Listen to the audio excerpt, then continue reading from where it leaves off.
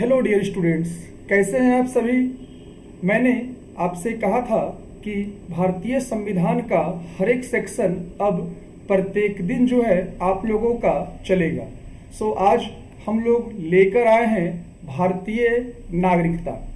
बच्चों, अगर आप चैनल पे नए हो तो चैनल्स को जरूर सब्सक्राइब करें, क्योंकि इस चैनल्स में आपको वो तमाम डेप्थ जानकारियाँ किसी भी टॉपिक की मिलती है जिससे आप किसी भी एग्जाम को अच्छे तरीके से क्लियर कर सकोगे। या मैं कहूँगा यहाँ पढ़ाया हुआ क्वेश्चन से बाहर या यहाँ पढ़ाया हुआ कॉन्सेप्ट से बाहर आपका एग्जाम में कोई भी उस टॉपिक से क्वेश्चंस नहीं आएंगे। उससे बाहर आप निश्चिंत रहो, नहीं आएंगे। चैनल्स को सब्सक्राइब करें और अधिक से अधिक मित्रों को शेयर करके इसके बारे में बताएं। ठीक है, आज मैं आप लोगों के लिए लेकर आया हूँ एक नया टॉपिक जिसका नाम है नागरिकता। देखिए, नागरिकता क्या है। कहा जाता है कोई भी देश जो एक लोकतांत्रिक देश होता है वो अपने देश के जनता के लिए, चाहे वो लोकतांत्रिक और राजनीतिक मुद्दों पे, किसी भी देश का अपने देश के नागरिकों के लिए एक सिटीजनशिप नागरिकता दी जाती है। भारतीय नागरिकता की बात की जाए तो भारतीय संविधान बनने के साथ ही इसे भी भारतीय नागरिकता में भारतीय संविधान के भाग 2 में रखा गया और ये पूरी तरीके से अनुच्छेद 5 से 11 तक दिया गया है।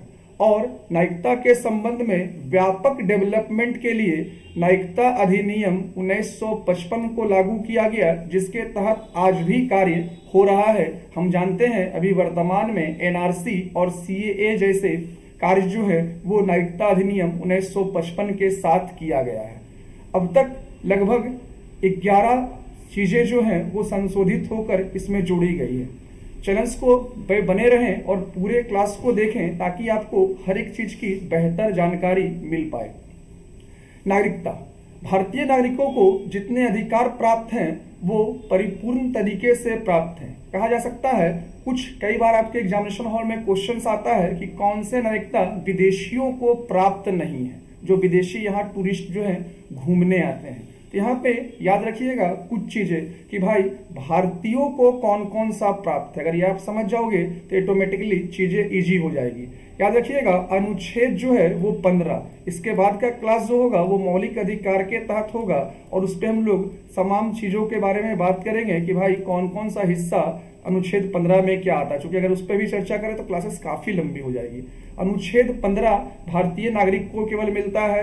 अनुच्छेद 16 जो है वो भी केवल भारतीय नागरिक को ही मिलता है हमारे यहाँ नागरिकता में। उसके बाद अनुच्छेद 19 जो है वो भी भारतीय नागरिक को केवल मिलता है। अनुच्छेद 22 जो है, उसके बाद अनुच्छेद 29 है और 30 है। याद रखिएगा ये कुछ ऐसे स्पेशल हैं जो कोई विदेशी भी अगर यहाँ आता है तो उनको ये नागरिकता नहीं दी जाती है। 29 है और 30 है। ये कुछ नागरिकता केवल भारतीय नागरिक को ही दिया गया है। अब हम बात करते हैं उल्लेख भारतीय संविधान के भाग 2 और अनुच्छेद 5 से 11 में है और ये क्या क्या है। याद रखिएगा अनुच्छेद 5 से लेकर 8 तक में एक विशेष कॉन्सेप्ट दिया गया है कि भाई भारतीय को किस रूप में देखा जाए और कौन भारतीय हो सकते हैं। हम और आप जानते हैं कि भाई आजादी जब हुई तो केवल आजादी ही नहीं हुई, एक हिस्सा भारत का बसा जिसका नाम रहा 1947 का बंटवारा में पाकिस्तान। एक हिस्सा पाकिस्तान बना भारत से कटकर। अब यहाँ पर कई लोग ऐसे थे जो पाकिस्तान के भूभाग पे थे लेकिन वो भारत के क्षेत्र में आना चाहते थे। कई लोग ऐसे भी थे जो भारत के भूभाग में थे लेकिन वो पाकिस्तान के भू क्षेत्र में जाना चाहते थे। इसके पीछे बहुत सिंपल सा कारण था मित्रों। अगर हम एक छोटा सा घर भी बनाते हैं और जमीन भी खरीदते हैं वर्तमान में भी अपने देश के अंदर, तो हम ये देखना चाहते हैं कि भाई हमारे परिवार का कोई लोग उस क्षेत्र में है कि नहीं, या फिर हमारे पड़ोसी कोई उस क्षेत्र में है कि नहीं। तो फिर स्वाभाविक सी बात है, मान लो कि पंजाब का राजधानी पहले लाहौर था और अब लाहौर पाकिस्तान में चला गया, तो अब कई ऐसे पंजाब के भूभाग के इधर वाले क्षेत्र के होंगे जिनका नानी घर जो हो या फिर दादी घर या पैतृक चीजें वहां हो। तो यहाँ पे एक रास्ता निकाला गया कि कौन कौन से नागरिक को भारतीय नागरिक का दर्जा दिया जाए। याद रखिएगा इसके तहत अनुच्छेद 5 से 8 तक में नागरिकता देने की बात की गई है। अनुच्छेद 5 जो है वो दर्शाता है कि अगर कोई भी भारत में जो 1935 के एक्ट के तहत जो लोग भारत में जन्म ले रहे हों, दैट मीन्स अब उनके माता पिता जन्मे हों या वो खुद जन्मे हों या उनके माता माँ पितामह जन्मे हों या फिर प्रारंभ से मतलब उन्हें आज़ादी से कम 5 वर्ष पहले जो है वो भारत में रहा हो और या भारत का नागरिक हो, तो उनको इस आधार पर भारतीय नागरिकता दे दी जाएगी। अनुच्छेद 6 ये दर्शाता है कि अगर कोई पाकिस्तान से, मैंने भी आपसे कहा कि मान लो कोई पाकिस्तान में है लेकिन उसका नानी घर या दादी घर उस समय भारत के भूभाग पर आ गया, तो भाई अब वो चाहे कि हम अपने परिवार के साथ आ जाए और हम भारत में आकर बसे, तो उन लोगों के लिए एक रास्ता निकाला गया कि जो लोग पाकिस्तान के क्षेत्र से भारत आना चाहते हैं उन लोगों को एक डेट दिया गया कि अगर वो 19 जुलाई 1948, याद रखिएगा, अगर वो 19 जुलाई 1948 से पहले भारत आ जाता है तो उनको भारतीय नागरिक मान लिया जाएगा। लेकिन अनुच्छेद 7 आर्टिकल 7 ये कहता है कि मान लो बंटवारे की बात चल रही है और कोई इंसान उस बंटवारे के समय में अब वो चला गया है पाकिस्तान, तो कह सकते हैं हम उस जगह पर एक लाइन कहा गया कि अगर जो 1 मार्च 1947 के बाद पाकिस्तान चले गए हैं उनको हम भारतीय नागरिक का अधिकार नहीं दे सकते हैं। लेकिन अब मान के चलो कि हम कोई वैसे व्यक्ति हो कि जिनकी प्रॉपर्टी वहां हो, वो भारत में रहता हो और प्रॉपर्टी वहां हो और उसे बेचने गया हो कि भाई बंटवारा हो रहा है, हमको हमेशा भारत में रहना है, तो उस तरह की चीजों के लिए ये कहा गया कि अगर वो लौट आते हैं, डेट मीन्स ये जो डेट है 19 जुलाई 1948, इस डेट तक अगर वो लौट आते हैं तो उनकी नागरिकता बरकरार रहेगी। ठीक है मित्रों, हम लोग बात करेंगे। इसके बाद जो है हमारा अगला टॉपिक होगा वो है नागरिकता छीनने का अधिकार, नागरिकता जाने का सिस्टम। तो भाई हमने देखा क्या, अनुच्छेद 5 से 8 की हम बात कर रहे हैं। 5 से 8 में नागरिकता हम लोगों को प्राप्त करने का अधिकार है। तो हमने 5 देखा, 6 देखा, 7 देखा और अब हम 8 की बात करते हैं जिससे नागरिकता मिले।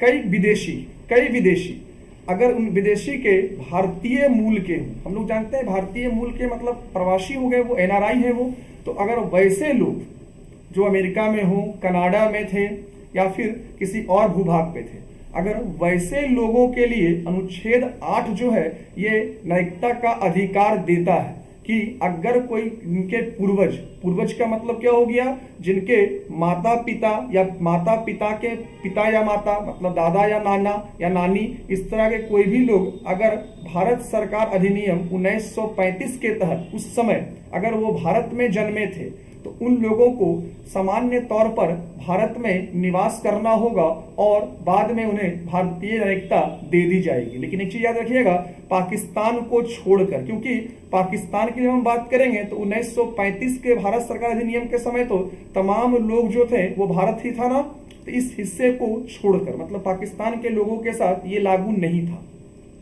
ये हो गया हमारा अनुच्छेद 5, 6, 7 और 8, जिसमें यह कहा गया नागरिकता प्राप्त कैसे करना है। अब हम बात करते हैं अगले टॉपिक पे, नागरिकता हम लोगों का किस किस रूप में समाप्त हो सकता है। पहला याद रखिएगा, अनुच्छेद 9 ये कहता है कि अगर कोई व्यक्ति स्वेच्छा से किसी दूसरे देश की नागरिकता को प्राप्त कर ले, तो हम जानते हैं कि हमारे भारत का जो सिस्टम है, हमारे यहाँ की नागरिकता का सिस्टम क्या है कि हमारा नागरिकता जो है वो एकल है, मतलब हम केवल सिंगल नागरिकता को अपने यहाँ रख सकते हैं। तो अगर कोई दूसरे देश में जैसे नागरिकता को लेगा तो ऑटोमेटिकली उसकी नागरिकता को भारत सरकार के द्वारा समाप्त कर दी जाएगी। अगर कोई किसी और देश में नागरिकता को ले लेता है तो ऑटोमेटिकली भारत सरकार के द्वारा उसकी नागरिकता को समाप्त कर दी जाएगी। यह अनुच्छेद 9 स्पष्ट तरीके से बताता है। अनुच्छेद 10 जो है ये कहता है कि यदि संसदीय विधान, कह सकते हैं हम लोग कि कुछ व्यक्ति की बात की जाए तो अगर संसद के जो सिस्टम है, जो रूल्स है, अगर उन चीजों का पालन नहीं किया जाता है, संसद द्वारा पारित कानूनों का पालन नहीं किया जाता है, दैट मीन्स देशद्रोह जैसी बातें अगर आती हो या फिर देश हित अनहित की बातें अगर आती हो तो उस केस में संसद को ये शक्ति दी गई है कि वो किसी भी व्यक्ति की नागरिकता को छीन सकता है। हालांकि इस पर चैलेंज हुआ था इब्राहिम बजीर नामक एक व्यक्ति और मुंबई हाईकोर्ट के बीच 1954 में, लेकिन कोई खास रिजल्ट इसका नहीं आया। इसके अलावा अनुच्छेद 9 और 10 हमने देखा कि ये दोनों नागरिकता छीनने की बात कर रहा है। अनुच्छेद हमने 5 से 8 तक क्या देखा कि नागरिकता प्राप्त करने की बात थी। अनुच्छेद 9 और 10 में हमने देखा नागरिकता को छीनने की बातें है यहाँ पे। अब हम बात करते हैं अनुच्छेद 11। इस अनुच्छेद 11 में मित्रों स्पष्ट है कि भाई चूंकि जिस दौर में संविधान को बनाया गया उस जगह उस दौर में और आज के दौर में काफी बदलाव और परिवर्तन देखने को मिल सकता है। तो इन तमाम चीजों में बदलाव और परिवर्तन देखने को जो मिल रहा है, उन तमाम बदलाव और परिवर्तन के लिए यहाँ पर अनुच्छेद 8 को जोड़ा गया कि भाई भविष्य में अगर संसद नागरिकता को लेकर किसी भी तरह का संशोधन करना चाहे तो वो उस संशोधन को कर सकता है और वो नागरिकता अधिनियम 1955 के तहत ये कार्य को करे। इसमें मुख्य तौर पे हमने भी आपसे कहा था तुरंत कि लगभग 8-9 जिसमें सीएए एनआरसी सारा 1955 के अधिनियम के तहत ही संशोधित हुआ है। लेकिन यहाँ पे मुख्य तौर पे दो याद रखिएगा, एक 1986 में, एक 1986 में और एक 1992 में। 1996 में जो हुआ वो हुआ था पिता के आधार पे, मतलब अगर कोई पिता भारतीय हो किसी का, उस बच्चे का, और वो भारत भूभाग पर है तो उसको नागरिकता उस बच्चे को दी जाएगी।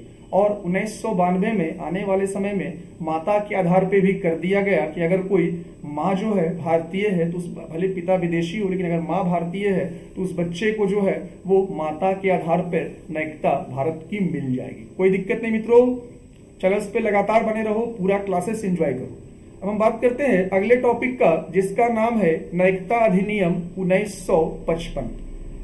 अभी हमने आपसे चर्चा किया था कि अनुच्छेद 11 आर्टिकल 11 में ये कहा गया कि भविष्य में नागरिकता संबंधित किसी भी नियम को बनाने की जो बातें रखी गई वो तमाम मुद्दा जो है वो 1955 के अंतर्गत ही जोड़ा गया। लेकिन इन तमाम मुद्दा के साथ एक और सिस्टम को दिया गया जिस सिस्टम में ये कहा गया कि नागरिकता अधिनियम 1955 के तहत, नागरिकता अधिनियम 1955 के तहत जो है, नागरिकता अधिनियम 1955 के तहत जो है, नागरिकता अधिनियम 1955 के तहत जो है वो 3-4 कॉन्सेप्ट ले लिया गया। ठीक है, इसमें पहला एक कानून दिया गया कि भाई जन्म द्वारा, याद रखिएगा इसमें हमने अनुच्छेद 11 की बात कर रखा था कि इसमें संशोधन जो है वो दिया गया। अनुच्छेद 11 में जो है वो 9 बार जो है वो संशोधित जो है वो किया गया था और अब तक इसमें सीएए और एनआरसी की मुद्दे जो हैं वो खड़े थे।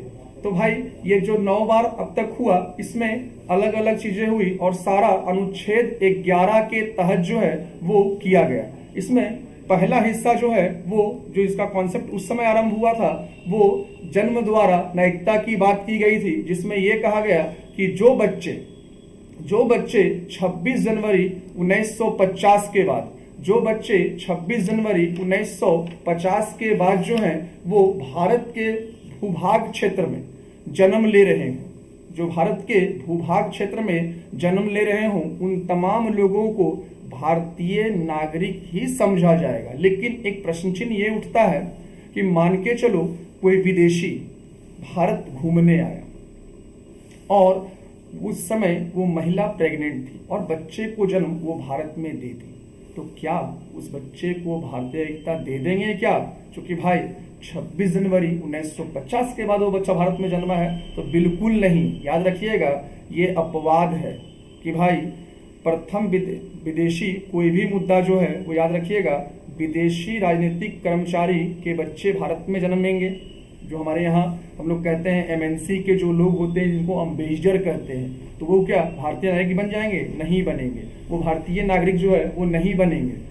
वो भारतीय नागरिक नहीं बनेंगे, क्योंकि उनका जन्म स्थान भले हो जाए लेकिन वो भूभाग भारतीय नागरिकों का नहीं कहलाएगा। इसके बाद दूसरा शत्रु, मिस्टेक से गलती रहा भाई मित्रों, शत्रु याद रखिएगा, शत्रु के अधीन अगर कोई भाग है भारत का और वहां कोई बच्चा जन्म ले ले तो वो भी भारतीय नहीं बनेगा। इस पर दो तरह के रोचक बातें भी सामने आती है। रोचक बातें एक्चुअली हुआ क्या था कि कुछ घटनाएं, मान के चलिए अगर हम आपसे ये कहें कि कोई बच्चा प्लेन में जन्म ले लिया, कोई बच्चा पानी वाला जहाज में जन्म ले लिया, तो उस स्थिति में जो है क्या होगा, उस स्थिति में क्या होगा।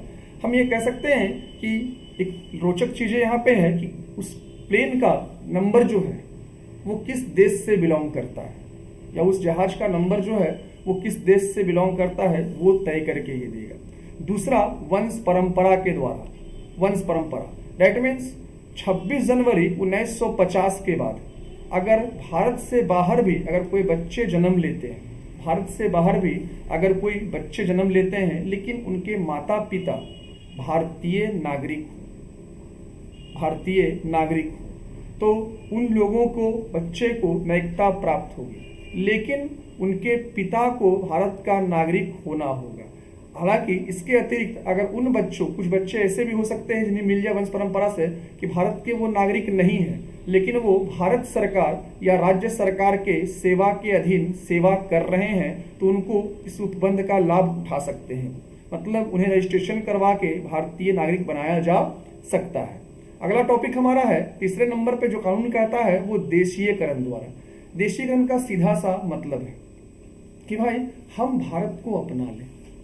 कई लोग ऐसे होंगे क्योंकि हम जानते हैं भारत की संस्कृति, भारत के संस्कार, भारत के सिस्टम्स ये कई विदेशियों को आकर्षित करती है।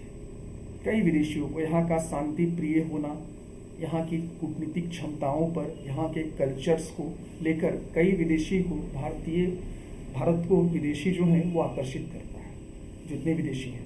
तो अब कुछ विदेशी अगर ये चाहें कि नहीं भाई हम अपने देश को त्यागेंगे और हम भारतीय बनेंगे, तो उनके लिए 1955 के अधिनियम में एक रास्ता दिया गया है, और वो रास्ता ये है कि कोई भी विदेशी जो वयस्क हो चुका है और प्रथम अनुसूची का वर्णित देश, सारे देश का नहीं याद रखिएगा, ठीक है, अनुसूची में पढ़ाऊंगा तो वहाँ बताऊंगा कि वर्णित देश प्रथम कौन सा है, तो वहाँ के अगर वो नागरिक हैं तो वो आवेदन करें और कुछ शर्तों के साथ उनको नागरिकता दी जा सकती है। पहला शर्त, जिसमें वह जिस देश में था पहले वहां की नागरिकता को वो त्याग दे। दूसरा, संबंधित देश से निश्चित अवधि तक निवास में कम से कम 1 वर्ष तक वो भारत में रहे। तीसरा, अपने आचरण को दिखाए, मतलब सच्चरित हो। चौथा, आवेदन प्रस्तुत करने से पहले मैंने पहले कहा कि कम से कम 1 वर्ष तक भारत में निवास करे। और भारत के किसी भाषा, हम जानते हैं भारत की भाषा का उल्लेख जो है वो 8वीं अनुसूची में है। हम लोगों को ये पता है कि भारत की भाषा हमारे संविधान में 8वीं अनुसूची में है, तो वो किसी भी भाषा पर, 8वीं अनुसूची का कोई भी भाषा पर ज्ञान हो और साथ ही साथ राष्ट्र के प्रति सकारात्मक आस्था रखता हो, तो उन लोगों को भारतीय नागरिक बनाया जा सकता है पंजीकरण के द्वारा। लेकिन ये भी प्रावधान है कि अगर कोई व्यक्ति विज्ञान के क्षेत्र में, दर्शन के क्षेत्र में, कला के क्षेत्र में, साहित्य के क्षेत्र में, विश्व शांति के क्षेत्र में या मानव विकास के क्षेत्र में एक विशेष कार्य कर चुका हो, एक विशेषता रखता हो, तो उन लोगों को भारतीय नागरिकता दी जा सकती है बिना इन शर्तों के। ठीक है, अब बात करेंगे रजिस्ट्रेशन के द्वारा। 5वां कानून के तहत जो आ रहा है वो क्या है, नागरिकता अधिनियम 1955 का अगला जो हमारा है वो पंजीकरण, मतलब रजिस्ट्रेशन करवा के आप नागरिकता ले सकते हो। रजिस्ट्रेशन करवाने का सिस्टम ये है कि कोई भी व्यक्ति भारत का नागरिक नहीं है लेकिन वो रजिस्ट्रेशन द्वारा भारत के नागरिकता को प्राप्त कर सकता है, लेकिन उसमें भी कुछ शर्तें हैं। जैसे रजिस्ट्रेशन कराने से पहले उसको कम से कम भारत में 6 महीना रहना होगा, और वे स्त्री जो भारतीय नागरिक से विवाह कर लिए, कई बार होता है कि भाई कोई फॉरेनर जो है वो भारतीय नागरिक से विवाह कर लिया, तो उस आधार पर पति के आधार पर उनको नागरिकता दी जा सकती है। या भारतीय नागरिक के अल्पवयस्क बच्चे कोई हैं जो बाहर जन्म लिए थे, वो रजिस्ट्रेशन करवा के आ सकते हैं। और राष्ट्रमंडल देशों के कोई भी लोग जैसे आयरलैंड वगैरह के भी वयस्क और स्वस्थ बच्चे को नागरिकता दी जा सकती है। इसके बाद अर्जित भूभाग, अगर भारत मान लो किसी भूभाग पर कब्जा कर ले, ये भूभाग चाइना का हो, ईश्वर करे हो जाए, ये भूभाग पाकिस्तान का हो, तो हम भारतीय झंडा अब लाहौर में फहरने लगे, तो भाई लाहौर तक का एरिया क्या आ जाएगा, भारत ना। तो इसका एक ही मतलब है कि अगर भारत किसी भूभाग को अपने भू क्षेत्र में विलय कर ले तो यहाँ पे ये विलय जैसे ही होगा तो वो भारतीय हिस्सा बन जाएगा, तो वहाँ के नागरिक खुद ब खुद भारतीय हो जाएंगे। और ऐसा हुआ भी, हम जानते हैं गोवा का क्षेत्र को लिया गया था पुर्तगाल से, दमन का क्षेत्र और द्वीप का क्षेत्र को लिया गया था, पांडिचेरी को लिया गया था, सिक्किम का कुछ हिस्सा को हमने लिया था। तो इसके वजह से ये तमाम क्षेत्र जो है यहाँ के लोग खुद ब खुद भारतीय नागरिक हो गए। हमने देखा मित्रों 1955 के नागरिकता अधिनियम के तहत 5 तरीके से नागरिकता हम प्राप्त कर सकते हैं। अब हम बात करते हैं नागरिकता में कुछ और भी लोग जिन्हें नागरिकता चाहिए। याद रखिएगा कुछ विदेशियों को भी नागरिकता देने की सिस्टम्स को बनाने के लिए भारत सरकार ने 2000 में एक कमेटी गठित की थी जिसके अध्यक्ष लक्ष्मीकांत सिंघवी थे। वो समिति अपने रिपोर्ट में इन्होंने ये कहा कि जो भारतीय मूल के हैं, मित्रों आप भारतीय मूल समझते हो ना, अगर नहीं समझते हो तो कमेंट करना। भारतीय मूल का मतलब वो होता है जो जिनके पूर्वज भारत के थे लेकिन अब वो अमेरिका जैसे देश या इंग्लैंड जैसे देशों में जाकर बस गए और वहीं के हो गए, उनको हम भारतीय मूल का कहते हैं। मतलब जैसे हम कह सकते हैं, हम लोग जानते हैं, नाम सुने होंगे सुनीता विलियम्स का, हम लोग नाम सुने होंगे किसका, सुनीता विलियम्स का। वो हम लोग उनके लिए क्या कहते हैं, भारतीय मूल के हैं। पर इस्तेमाल करते हैं ना कि वो क्या है, भारतीय मूल के हैं। तो भारतीय मूल का सीधा सा मतलब हो गया कि वैसे इंसान जो भारतीय थे लेकिन अब वो विदेश में है। दैट मीन्स PIOS का मतलब हो गया पर्सन ऑफ इंडियन ओरिजिन, मतलब उसका मिट्टी जो है वो भारत का है। तो उन लोगों के लिए लक्ष्मीकांत सिंघवी द्वारा जो कमेटी भारत सरकार ने बनाया था, उन्होंने सिफारिश की थी कि दोहरी नागरिकता प्रदान कर दी जाए उन लोगों को। और इसी वजह से यहाँ पर इन्होंने एक और चीज कहा कि भाई प्रवासी है ना वो हमारे, तो उनके लिए एक सम्मान दिया जाए। और उसके लिए उन्होंने सिफारिश डाली थी कि 9 जनवरी को प्रवासी दिवस मनाया जाए। हम जानते हैं कि 9 जनवरी को भारतीय प्रवासी दिवस मनाया जाता है। यहाँ से भी हाल में एक क्वेश्चन मैंने देखा था, एग्जाम में पूछा था कि भाई भारतीय प्रवासी दिवस क्यों मनाया जाता है। याद रखिएगा, एक्चुअली हमको मालूम है कि महात्मा गांधी अफ्रीका से 9 जनवरी 1915 भारत आए थे और उसी भारत आने का जो डेट था 9 जनवरी 1915, इस कारण से 9 जनवरी को भारतीय प्रवासी दिवस के रूप में घोषणा किया गया। और इस पे अनुशंसा में यह भी कहा गया कि जो भी विदेशी मूल के लोग, क्योंकि विदेशी मूल के लोग 3 श्रेणी के होते हैं। विदेशी भारत में जो भारतीय मूल के जो लोग हैं विदेश में, वो 3 श्रेणी के। पहला है NRI, अप्रवासी भारतीय। NRI का सीधा सा मतलब है जो लोग 182 दिन से अधिक बाहर रह रहा हो या पिछले 4 वर्षों में 365 दिन से कम भारत में रहा हो या 6 महीने से ज्यादा देश से बाहर रहा हो, उन लोगों के लिए NRI कह दिया जाता है। या फिर वो किसी विदेश में नौकरी या व्यवसाय करने लगे। दूसरा श्रेणी जो होता है वो श्रेणी होता है भारतीय मूल के व्यक्ति, दैट मीन्स PIOS।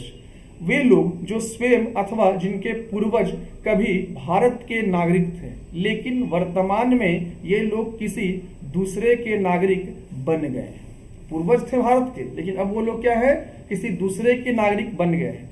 जैसे हम ये कह सकते हैं कि भाई कोई अमेरिका में जाकर बस गया लेकिन दादा परदादा कहाँ का था, इंडिया का था, तो वो भारतीय मूल हुए। NRI का मतलब अलग होता है, याद रखिएगा। आप प्रवासी भारतीय मतलब जो जाकर वहां पे सेट हो गए हैं लेकिन जिनके पूर्वज जो हैं वो भारत के रहे, वो भी NRI है। लेकिन डिफरेंसेस क्या है कि 4 वर्षों में 365 दिन से कम अगर वो भारत में रहा हो या किसी विदेश में जाकर वहीं पे नौकरी या व्यापार आरंभ कर दिया हो, भारत आया ही नहीं हो, तो उस तरह के लोग जो होते हैं वो अप्रवासी मतलब NRI होते हैं। भारतीय मूल के कौन है, वे लोग जो खुद या उनके पूर्वज जो हैं वो भारतीय थे, लेकिन वर्तमान में ये लोग किसी दूसरे देश की नागरिकता को ले लिए। ठीक है, इसके बाद इनमें शामिल नहीं होंगे, याद रखिएगा, पाकिस्तान, भूटान, श्रीलंका, नेपाल या फिर अफगानिस्तान, बांग्लादेश के नागरिक कभी रहे हैं, ये लोग इसमें शामिल नहीं होंगे। और तीसरा हमारा है भारत का सीमा परिय क्षेत्र, मतलब जो बॉर्डर एरिया होता है, भारत का जो बॉर्डर एरिया होता है उन एरिया के लोग इसमें शामिल हैं। तो यहाँ पे ये चीजें भारतीय विदेशी के तौर पर जाना जाता है। अब हम बात करते हैं अगले सेक्शंस की ओर, जिसका नाम है नागरिकता की समाप्ति। हमने देखा कि नागरिकता किस प्रकार से मिलेगी, भारतीयों को मिलेगी, बाहर से आने वाले को मिलेगी, विदेश प्रवासियों को मिलेगी, लेकिन अब नागरिकता समाप्त कैसे होगी।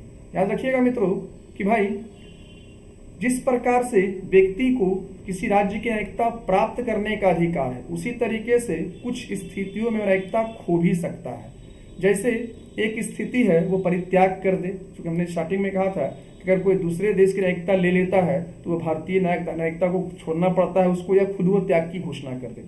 दूसरा क्या है, समाप्तिकरण, मतलब जैसे वो गया और खुद त्याग दे तो अच्छी बात है, वो खुद त्याग कर दे तो अच्छी बात है, लेकिन जैसे वो गया तो भाई अगर वो नहीं किया तो खुद ब खुद उसकी नागरिकता जो है वो खत्म हो जाएगी। तीसरा, वंचित करने पर कई कंडीशंस है, हमने कहा था ना अनुच्छेद 9 और 10 में ये कहा था हमने कि भाई यहाँ पे संसद के द्वारा विधियों पे कानून के तहत नागरिकता छीनी जा सकती है किसी व्यक्ति का। तो भारत सरकार द्वारा किसी भी व्यक्ति को निम्न कारणों से नागरिकता को छीनी जा सकती है। पहला, अगर वो बंदा गलत या धोखे से नागरिकता को प्राप्त किया है। दूसरा, संविधान के प्रति निष्ठाहीनता प्रदर्शित करता हो। तीसरा, युद्ध के समय शत्रुओं का सहायता करा हो। या चौथा, भारत से बाहर 7 वर्षों तक लगातार वो रह गया हो। और अगला, भारतीय महिला द्वारा विदेशी नागरिक से विवाह कर पाने पर। यह क्वेश्चन आपका उठेगा कि सर विदेशी महिला द्वारा विवाह हो गया तो क्या हो जाए। बिल्कुल कुछ नहीं हो सकता है। हमारे पास अभी मुद्दा करेक्ट है, सानिया मिर्जा ने पाकिस्तान के पति से शादी किया, वहां के पुरुष से शादी किया, लेकिन वो भारतीय नागरिक हैं, चूंकि वो पाकिस्तान की नागरिकता को नहीं ली। जबकि हम प्रियंका चोपड़ा को देखिए, वो जाके शादी की विदेश में और वहां की नागरिक बन गई। माधुरी दीक्षित को देखिए, वो विदेश की में शादी की और विदेश की नागरिकता ले ली। तो वो तमाम लोग जो हैं वो नागरिकता को नहीं रख सकते। जो भारतीय महिला विदेशी नागरिक से विवाह कर ले और वहां की नागरिकता ले ले, चूंकि मैंने पहले ही कहा था कि हमारे यहाँ एकल नागरिकता होती है। अब हम बात करेंगे 2 मुद्दा, जिसमें एक मुद्दा हमारा है NRC, that means national register of citizens. Actually ये मुद्दा जो है पहली बार सुप्रीम कोर्ट ने इसे 2014 में लाया। याद रखिएगा, सुप्रीम कोर्ट ने इसे 2014 में लाया और असम सरकार ने इसे सबसे पहले लागू करा। हम ये कह सकते हैं एनआरसी लागू करने वाला एकमात्र राज्य जो है वो असम है। उसके पीछे का कारण था 1 जनवरी 1966 को, याद रखिएगा 1 जनवरी 1966 को असम समझौता हुआ, जिसमें बांग्लादेश से असम आने वाले सभी भारतीय मूल के लोगों को भारतीय नागरिक माना गया। और इसके बाद नागरिकता अधिनियम 1955 में संशोधन भी किया गया। लेकिन अब कई लोग ऐसे थे जो यहाँ शरणार्थी बनकर आए थे, उनका कोई रिकॉर्ड नहीं, वो रहते रहते भारत का हो गया। तो इन असम के द्वारा एक प्रयास रहा कि हम एनआरसी लागू करेंगे तो हमें यह पता चलेगा कि हमारे यहाँ कौन कौन भारत वाले हैं और कौन कौन शरणार्थी। इसलिए उन्होंने एक रजिस्टर कह सकते हैं कि राष्ट्रीय नागरिक रजिस्टर एनआरसी का स्टार्टअप किया और एनआरसी लागू करने वाला पहला राज्य बोले, चाहे एकमात्र राज्य बोले, वो असम है।